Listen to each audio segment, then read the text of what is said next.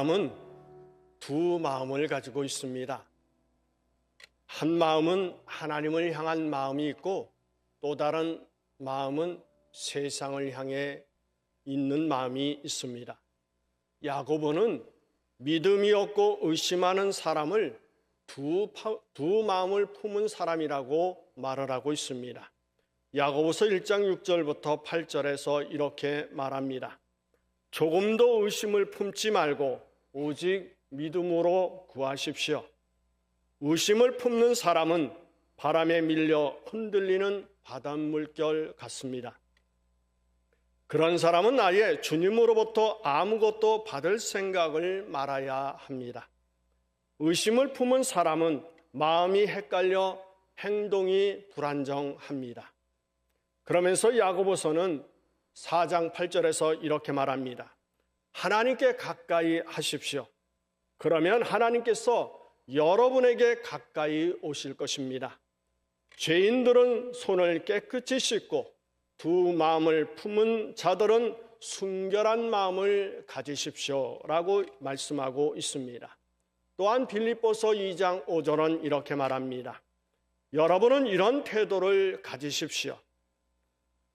그것은 곧 그리스도 예수께서 보여주신 태도입니다 라고 사도 바울은 바로 예수 그리스도의 마음, 다시 말하면 태도를 가지라고 말을 하고 있습니다.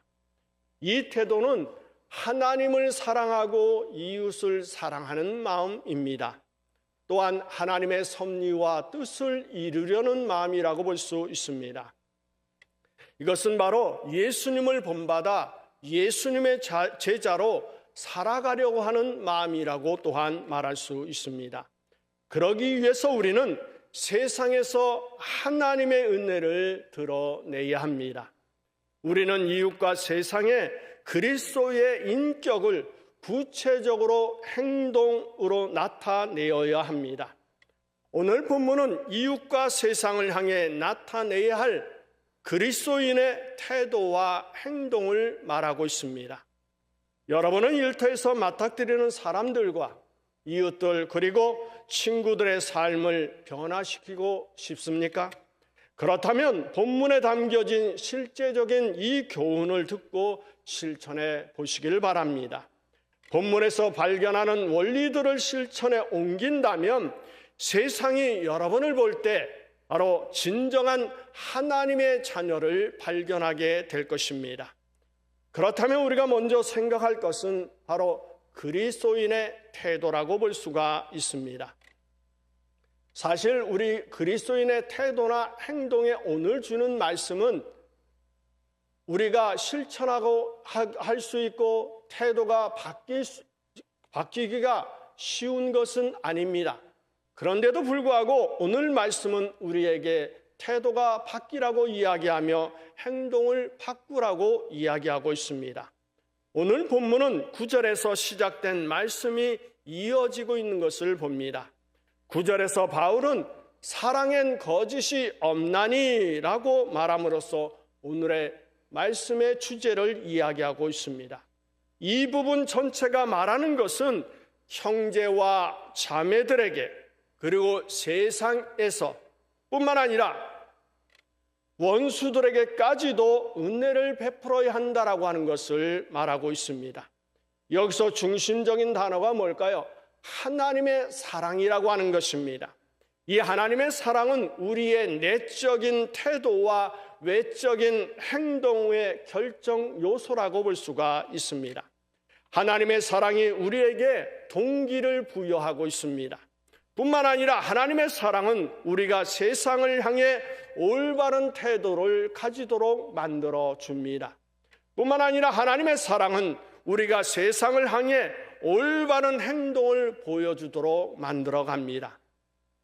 그렇다고 한다면 모든 사람을 향해 가져야 할 태도가 뭘까요? 이러한 태도를 일상적인 삶 속에서 어떻게 드러내야 할까요? 그리스도인의 세상을 향해 맨 먼저 나타내야 할 태도는 세상이 예상치 못하는 반응이라고 하는 사실입니다. 오늘 14절 말씀을 볼까요? 너희를 박해하는 자를 축복하라. 축복하고 저주하지 말라라고 말씀하고 있습니다.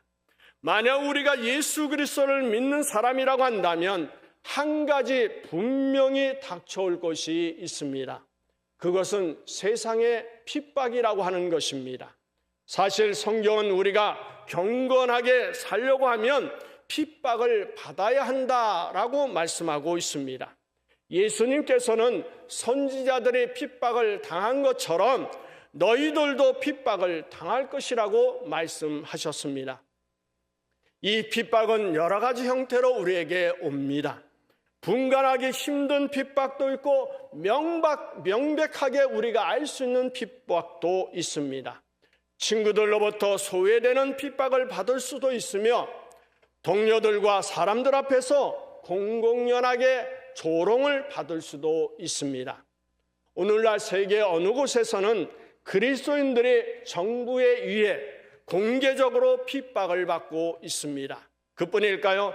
그리스도인이라고 하는 이유 하나로 일자리에서 쫓겨나기도 합니다. 그리스도인이라고 하는 이유로 자기가 살던 곳에서 강제로 추방을 당하기도 합니다. 심지어 공개적으로 신앙 고백을 한 사람들이 감옥에 가고 또한 큰 모욕을 당하기도 합니다. 그렇다면 우리를 핍박하는 사람들을 향해 어떻게 반응해야 할까요? 사람들의 일반적인 반응을 보면 보복을 하고 하나님의 저주를 핍박하는 사람들에게 퍼붓는 것입니다. 그렇지만 이러한 것들은 그리스도인의 반응이라고 할 수가 없습니다. 오늘 본문에 의하면 우리는 우리를 핍박하는 사람들을 축복해야 합니다. 이 축복이라고 하는 이 단어가 헬라어 언어를 보면 아주 흥미롭습니다. 그 단어는 유로게오라고 하는 단어입니다. 그런데 이 유로게오라고 하는 이 단어는 두 단어가 합쳐서 만들어진 것입니다. 하나는 레고라고 하는 말인데 이것은 말하다라고 하는 의미입니다. 또 다른 하나는 유라고 하는 것인데 이것은 좋게 잘이라고 하는 의미입니다. 그래서 유로게라고 하는 말은 좋게 말하다, 좋은 말을 하다라고 하는 뜻입니다. 그러므로 핍박하는 사람들을 유로게오 한다는 것은 그들을 좋게 말한다라고 하는 것, 그들에게 좋은 말을 한다라고 하는 말입니다. 이것이 핍박하는 사람들에 대한 그리스도인들의 반응이어야 한다라고 오늘 본문은 이야기하는 것입니다. 이것은 세상 사람들이 예상치 못하는 반응이라고 볼 수가 있습니다. 이러한 반응은 세상 사람들에게 우리가 무언가 다르다라고 하는 것을 증명할 수 있는 것입니다. 예수님 자신이 말씀하신 것을 행동으로 옮기셨습니다. 십자가 위에서 예수님 자신을 그곳에 단 사람들을 위해 예수님은 기도하셨습니다. 예수님을 저주한 강도는 그리스도께로 돌이켰을 때에 열린 낙원의 문으로 들어갔습니다. 이러한 예수님의 태도는 예수님을 십자가에 못 박는 임무를 수행했던 로마 백부장으로 하여금 이는 하나님의 아들이다라고 하는 외침을 갖게 하였습니다. 또한 우리 그리스도인들은 우리 태도가 가식이 없는 불신자들과 함께하는 생활에서 드러나야 합니다. 오늘 15절을 우리 볼까요? 15절에 즐거워하는 자들과 함께 즐거워하고 우는 자들과 함께 울라라고 말씀하고 있습니다. 이 본문은 우리가 전도하기 원하는 사람들의 삶 안에 들어갈 필요가 있다라고 하는 것을 말해주고 있다라고 볼 수가 있습니다. 어떤 사람들은 우리 그리스도인들을 향해서 돌보는 사람들이라고 이야기를 합니다. 그러므로 우리는 돌보는 사람이 되어야 합니다. 우리 자신만을 돌보는 것이 아니라 다른 사람들을 돌보는 사람들이 되어야 합니다. 그러기 위해서 우리는 즐거워하는 사람들과 함께 즐거워할 줄 알아야 합니다. 또한 슬퍼하는 사람들과 함께 슬퍼할 줄 알아야 합니다. 우리는 그들의 삶에 사로잡힐 정도로 돌보는 사람이 되어야 한다라고 하는 것입니다. 그런데 이러한 돌봄은 가식적이지 않아야 한다라고 하는 사실입니다. 진정한 것이 되어야 한다라고 하는 것입니다. 돌보는 척하면 안 됩니다. 진정으로 돌보아야 합니다. 요한복음은 예수님을 사람들과 함께 즐거워하고 함께 우는 분으로 소개하고 있습니다. 예수님은 첫 번째 이적을 어디서 행하신지 여러분 기억하십니까? 결혼잔치에서 베푸셨습니다. 그렇다고 한다면 마지막이 어딜까요? 장례식에서 베푸셨습니다. 하나는 삶에서 가장 즐거운 시간에 베푸셨고 또 하나는 삶에서 가장 슬픈 시간에 베푸셨습니다. 예수님은 죄인들의 친구였으며 그로 인해서 비판을 받기도 하셨습니다. 우리는 세상 사람들을 그리스도와 함께하는 새로운 삶으로 인도해내기 위해 늘 그들과 함께해야 합니다.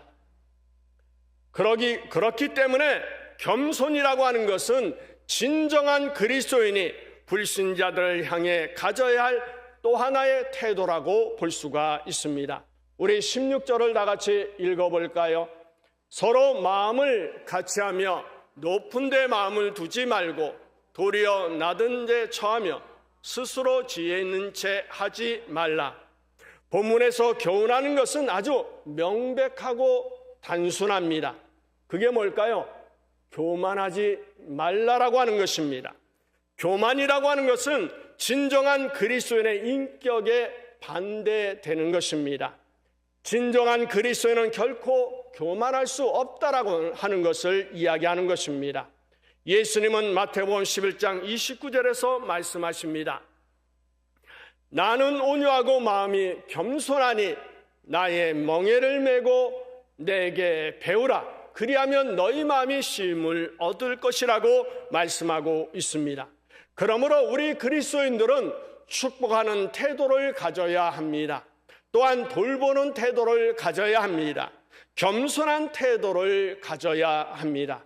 우리가 다음으로 생각할 것은 그리스도인의 행동입니다. 하나님의 사랑은 우리의 행동을 위한 기초라고 볼 수가 있습니다. 그리스도인이 가져야 할 태도가 있을 뿐만 아니라 실천해야 할 행동도 있습니다. 하나님의 사랑은 이 모두를 위해 동기를 부여하고 있습니다. 이 행동들은 분명히 선한 일로 나타나야 합니다. 17절에 말합니다. 우리 다 같이 읽어볼까요? 아무에게도 악으로 악을 갚지 말고 그리스도인으로서 우리는 말뿐만 아니라 행동으로 선한 일을 해야 합니다. 진정한 그리스도인 생활로서 선한 일을 해야 한다라고 하는 것입니다. 그러나 우리의 선한 일을 증명하려는 헌신은 다른 사람의 헌신을 먼저 평가하려고 든다는 것이 문제입니다. 그렇기 때문에 우리는 어떤 사람에게든 악으로 악을 갚지 말아야 합니다. 우리는 하나님 보시기에 선한 일을 해야 합니다. 많은 사람들이 상황윤리라고 부르는 잣대를 가지고 살아갑니다. 상황윤리 안에 사는 사람들은 하나님의 법에 근거하기보다는 상황에 근거하여 옳고 그름을 판단하는 상대주의적 관점을 주장합니다. 그러나 우리가 따르는 표준은 인간이 세운 표준이 아닙니다. 우리는 보다 고결한 법, 고결한 표준을 따라갑니다. 그것은 하나님께서 세우신 법과 표준입니다. 세상의 많은 사람들이 이 표준을 거부하지만 그들은 이 표준을 너무 잘 알고 있습니다. 대부분의 나라들이 십계명을 알고 있습니다. 십계명은 상호 인간 관계를 위한 기본으로서 모든 법률들 안에 포함되어 있습니다. 많은 사람들이 누구나 그것을 알면서도 어기고 있다는 사실을 말하면 자기들의 불의한 행동을 정당화합니다. 그러나 그리스도인을 향해서는 자기들과 똑같은 행동을 하면 위선자다 이렇게 비난을 하고 손가락질합니다. 그러므로 우리는 하나님의 표준에 의해 판단을 받기도 하며 세상의 표준에 판단을 받기도 합니다. 그래서 우리는 말로만 선한 일을 해서는 안 된다라고 하는 것입니다. 행동으로 실천을 보여야 한다라고 하는 것입니다. 또한 그리스도인의 행동은 모든 사람들과 화목하라고 하는 것입니다. 오늘 18절은 말합니다. 우리와 같이 18절 읽어볼까요? 할 수 있거든 너희로서는 모든 사람으로 더불어 화목하라. 이 구절은 단순히 모든 사람과 화목하기를 명령하지 않습니다. 이 명령은 특별한 어구로 구성되어 있는 것을 볼 수가 있습니다. 첫 번째 어구는 할 수 있거든이라고 하는 단어입니다. 이 어법은 어떤 사람들과는 화목하게 산다는 것이 불가능할 것이다라고 말하는 것 같습니다. 사실 어떤 사람들은 우리를 적으로 대합니다. 이때 우리가 해결하려는 모든 노력이 헛사로 돌아갈 때도 있습니다. 대적들은 우리를 적으로 삼기로 작정하고 그 결정이 바뀌지 않습니다. 그러나 우리는 하나님의 명령을 분명히 받았습니다. 할 수 있거든 이라고 분명한 명령을 받았습니다. 이것은 바로 우리가 노력할 필요가 있다라고 하는 것을 이야기하는 것입니다. 두 번째 어구는 너희로서는 이라고 하는 것입니다. 여기서 우리는 잘못을 우리 쪽에서 저지르면 안 된다라고 하는 것을 먼저 이야기하고 있는 것입니다.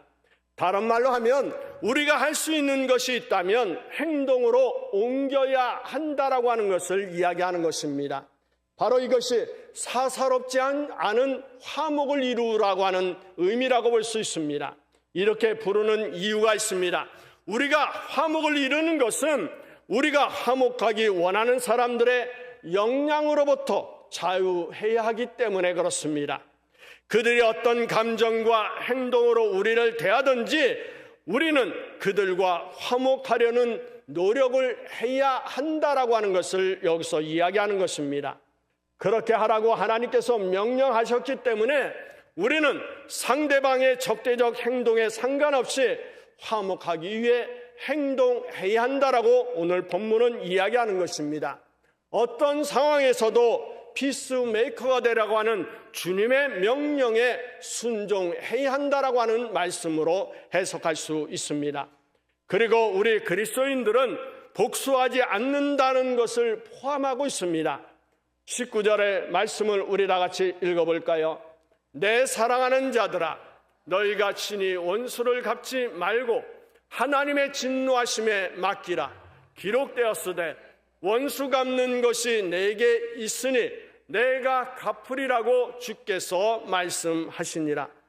이 복수라고 하는 것은 언제나 하나님의 뜻에서 벗어난다라고 하는 사실입니다. 우리는 우리 자신을 위해서도 안갚음을 하지 말아야 합니다. 참으면 병되니까 복수해버린다라고 하는 말은 아주 지혜로운 말처럼 들립니다. 그러나 이 말대로 한다면 그렇게 실천하는 사람들의 마음에는 깊은 상처가 남고 그 상처로 인해서 삶이 황폐해진다라고 하는 사실을 우리는 기억해야 합니다. 복수심을 품은 사람들은 스스로 몸에 해로운 쓰디쓴 마음을 만들어내게 돼 있습니다.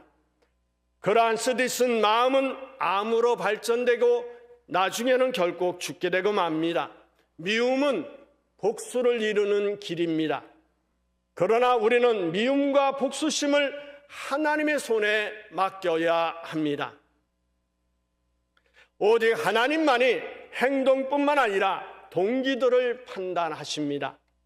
하나님으로부터 아무도 결코 벗어날 수 없다라고 하는 사실을 우리는 기억해야 합니다. 그뿐만 아니라 그리스도인의 행동은 사람들에게 이기적이지 않다는 것을 보여주어야 합니다. 오늘 20절은 말씀합니다. 내가 내 원수가 줄이거든 먹이고 목마르거든 마시우라. 그리함으로 내가 숯불을 그 머리에 쌓아 놓으리라고 말씀하고 있습니다. 하나님의 사랑에 의해 동기가 부여된 행동은 인간의 기본적 수준의 필요를 채워준다라고 하는 사실을 알 수가 있습니다. 우리의 원수가 줄이면 그들을 먹여야 하고 그들이 목마르면 그에게 물을 주어야 한다라고 하는 것입니다. 다른 말로 하면 우리는 다른 사람들의 필요를 발견하고 그것을 채우는 일을 위해 부름받았다라고 하는 것을 이야기하는 것입니다. 우리의 원수들을 실제적으로 사랑하려면 하나님의 은혜가 우리에게 필요합니다. 이러한 그리스도인의 사랑은 말뿐인 그리스도인과는 구별된다라고 하는 것을 오늘 여기서 보여줍니다. 20절 하반절을 다시 보면 그리함으로 내가 숯불을 그 머리 위에 쌓아 놓으리라고 말씀하고 있습니다. 이 구절을 두 가지로 해석할 수 있습니다. 첫째는 우리의 원수들에게 선을 행함으로써 우리가 뜨거운 부끄러움과 후회의 숯불을 그 위에 쌓아 두는 것입니다. 둘째는 원수들에게 선을 행함으로써 우리는 그들의 절실한 필요를 실제로 채워준다는 것입니다. 이 성경시대에 각 가정은 요리와 난방을 위해서 불 하나를 꺼지지 않게 언제나 지켜야 했습니다. 만약 그 불이 꺼져버리면 이웃에게 찾아가서 불이 붙은 숯불을 빌려와야 했습니다. 숯불을 빌리면 숯불을 담은 그릇을 머리에 이고 돌아갔습니다. 만약 원수의 머리에 숯불 화로가 있는데 그것이 내가 준 것이라면 원수는 부끄러움을 무릅쓰고 숯불을 가져가야 할 것입니다. 마지막으로 그리스도인의 행동은 정복할 수 없는 전략이 있다라고 하는 것은 우리는 알아야 합니다. 21절에 말씀하고 있습니다. 우리 다 같이 읽어볼까요? 악에게 지지 말고 선으로 악을 이기라. 그리스도인의 정복할 수 없는 전략은 선으로 악을 이기는 것입니다. 이것은 맞불을 놓는 것이 아닙니다. 물로 불을 대하는 것입니다. 악으로 악을 대하면 결국 싸움에서 지게 됩니다. 그러나 선으로 악을 대하면 악을 이길 수 있습니다. 어둠은 두렵고 강력해 보입니다. 그렇지만 아주 작은 불빛이라도 그 어둠을 몰아낼 수 있습니다. 우리는 어둠을 저주하는 대신에 어둠 가운데 빛을 비추는 사람이 되어야 합니다. 이것이 바로 예수님께서 우리에게 가르쳐 주신 전략입니다. 이 전략은 하나님 나라의 전략이라고 볼 수 있습니다. 우리 한번 자신에게 반문해 보기를 바랍니다. 세상을 향한 하나님의 사랑을 나타내는 그리스도의 태도를 가지고 있습니까? 그리스도의 인격을 모범적 행동을 통해 보여주고 있습니까? 오늘날 그리스도인에게 도전은 예수 그리스도를 위해 죽는 것보다 예수 그리스도를 위해 사는 것이라고 볼 수가 있습니다. 신앙을 행동으로 옮기는 것, 말을 행동으로 옮기는 것이 오늘 본문이 우리에게 던지는 도전이며 명령이라고 볼 수가 있습니다. 따라서 지금 도전해 보시길 바랍니다. 지금 명령을 실천해 보시기를 바랍니다. 비록 힘들고 어렵고 안 될 수도 있다라고 생각이 들지만 믿음으로 한번 실천해 보시면 하나님의 놀라운 역사가 있을 것입니다. 우리의 삶을 예수 그리스도를 보여주는 삶에 헌신하는 기회가 될 것입니다. 뿐만 아니라 우리 자신을 하나님께 산제사로 드리는 기회가 될 것입니다. 이러한 은혜가 여러분의 삶 가운데 넘쳐나기를 예수의 이름으로 축원합니다.